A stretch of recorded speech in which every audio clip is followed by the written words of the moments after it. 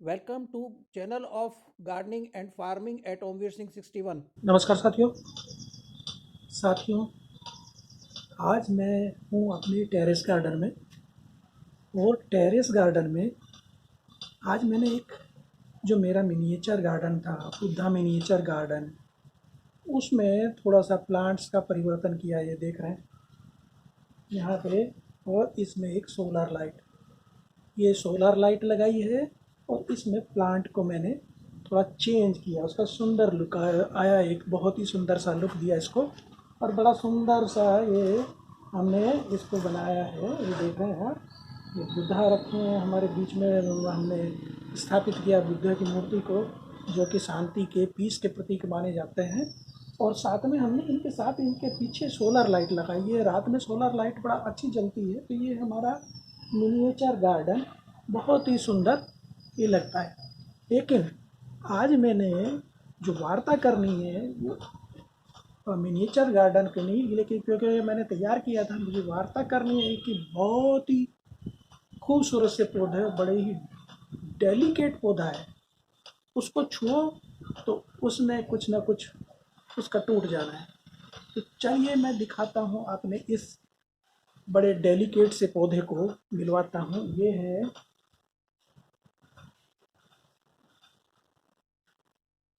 है बड़ा प्यारी सी हमारी बास्केट में झूलते हुए, इनको कहते हैं डंकी टेल।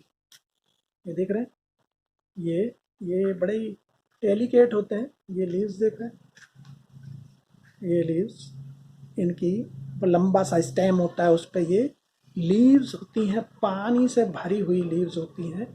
और ये हैंगिंग बास्केट पर बड़ा सुंदर लगता है घर में, जब इसको हम लगाते हैं। तो ये देख रहे हैं, ये पूरा हमारा पोट भरा हुआ है। तो साथियों, आज इसी की मेरे को बात चर्चा करनी है। और इसके कुछ बिंदुओं पे, जैसा कि इसका स्टेम बड़ा लंबा होता है, मैक्सिको का ये पौधा है। वहाँ के जो कम टेम्परेचर वाली जो जगह हैं वहाँ का सकुलेंट ये प्लांट है, रसीला पौधा है। पानी तो पानी ये अपने आप ऑलरेडी इकट्ठा कर लेता है, पानी की इसको ज़रूरत नहीं ज़्यादा।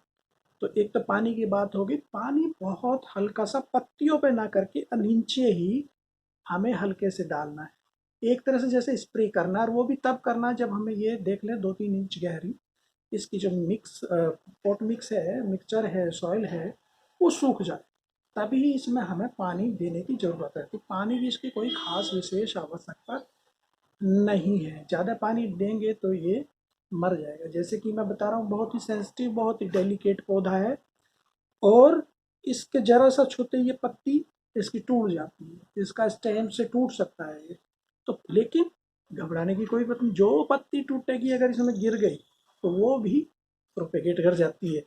जो तना टूट के गिर गया वो भी प्रोपेगेशन उसका हो जाता है। तो इसमें ये अच्छा है कि आप इससे एक ही प्लांट से सैकड़ों हजारों प्लांट्स बना सकते हैं। इसकी पत्ती से ही बन जाता है। और अगर आपको इसका प्रोपेगेशन करना है तो इसकी 2-3 इंच लंबी कटिंग काटिए, तेज से स्टेरलाइज अपनी कैंची से उसको काट लीजिए।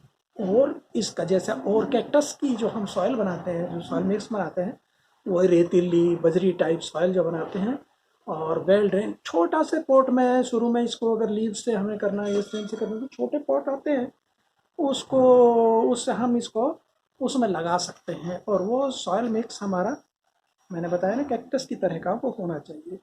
तो ये हो गया, ज़्यादा फर्टिलाइज़र की इसकी ज़रूरत नहीं होती। मिली बग इसको परेशान कभी कभी करता है। तो मिली बग में क्या है कि आप अगर जो माइल्ड हमारी शॉप्स होती हैं, उनका घोल बना के भी अगर स्प्रे कर दें तो ख़त्म हो जाता है। नहीं तो जैसे घर में बना लेते हैं, ये लहसुन की कुछ पत्तियां ले लीजिए, उनको कुचल लीजिए, उबाल लीजिए उसको पानी में, और ठंडा करके उसमें 1 चम्मच मिर्च मिला के रात भर रखिए और सुबह स्प्रे करिए। तो क्लीबिक का कोई ज़्यादा प्रॉब्लम नहीं होती इसमें। और ये, जहाँ तक इसकी फ्लावरिंग फ्लावरिंग तो सभी प्लांट के लिए फ्लावरिंग की बात है, थोड़ा सा मेहनत की ज़रूर मांगता है ये, है इसको। जहाँ तक धूप की बात है, मैंने देखिए, इन्हीं की वजह से कि इन पौधों को जो हमारे हैं, ज़्यादातर को आधी छाँव आधी धूप चाहिए। तो मैंने अपनी टेरेस गार्डन में इनके लिए, ये देख रहे हैं, ये ग्रीन शेड एक लगवाना पड़ा मेरे को कि इनको दिक्कत ना हो, क्योंकि जो हम प्लांट्स लगाते हैं अगर उनको परेशानी होती तो उनसे ज़्यादा हमें परेशानी होती। तो हमने एक शेड लगवाया और ये भी वही 50% का हमने ग्रीन नेट इसके ऊपर लगाया। तो वो इसलिए कि इनको आधी छाँव आधी धूप जैसी कि इनको चाहिए वो हमने इनके लिए की है। तो इस पौधे को, ये जो हमारे सेकुलेंट्स प्लांट्स हैं, बहुत ज़्यादा डिमांड इनकी पानी की नहीं होती है। तो पानी को हमें अवॉइड करना है, डायरेक्ट सनलाइट को अवॉइड करना है। इनको शेड में ब्राइट सनलाइट चाहिए। सर्दियों की जैसे अब है, सर्दियों में तो कोई इनको ज़्यादा प्रॉब्लम नहीं होती क्योंकि ज़्यादा तेज़ धूप नहीं होती, लेकिन गर्मियों में दिक्कत होती है। तो इसको बड़ा सावधानी से रखना है। दूसरे एक इनसे ही मिलते जुलते जो सैडम के हैं उनके भी ऐसे ही लटकती हैं वो, तो मैं दूसरा दिखा देता हूँ।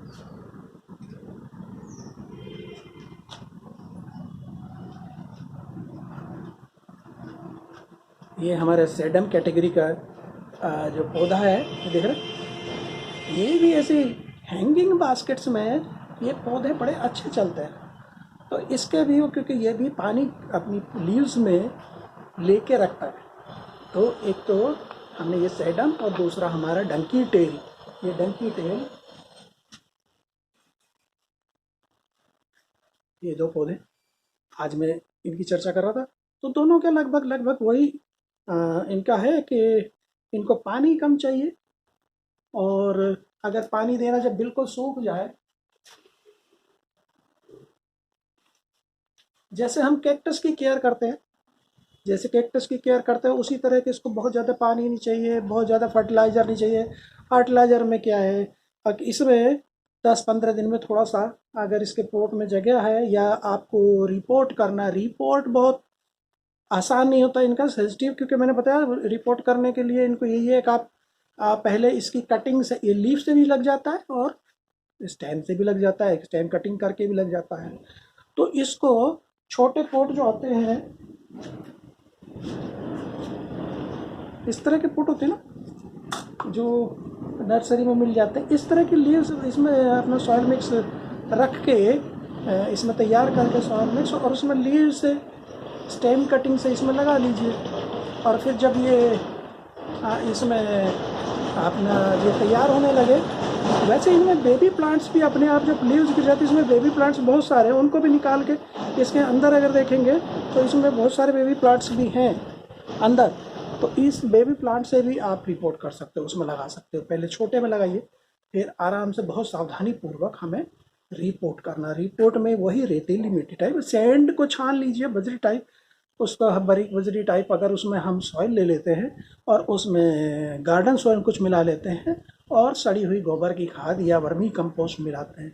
बस ये ध्यान रखना है कि हमें इसमें कोकोपीट नहीं रखना, कोकोपीट ज़्यादा नमी को सोखता है।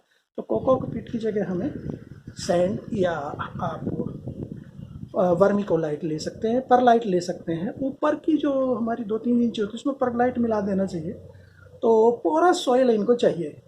तो मैंने बताया ब्राइट सनलाइट, पोरस सॉइल, और वाटर को जितना हम कम से कम दे सकते हैं उतना, मतलब इसकी जो मिट्टी है गीली नहीं बल्कि नम होनी चाहिए।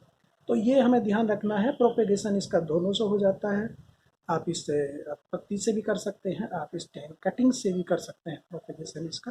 तो इस तरह इस पौधे को आप लगाएंगे तो बड़ा खूबसूरत लगेगा आपको। ये एकदम से बहुत ही सुंदर है, पौधा है, लेकिन डेलिकेट है, सेंसिटिव है, बड़ा खूबसूरत।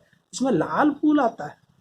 इसमें जब इसकी 10-12 ये स्टेम जो है 10-12 सेंटीमीटर ये और थोड़ा और लंबा हो जाता है, तो तब इसमें एक लाल रंग का फ्लावर आता है।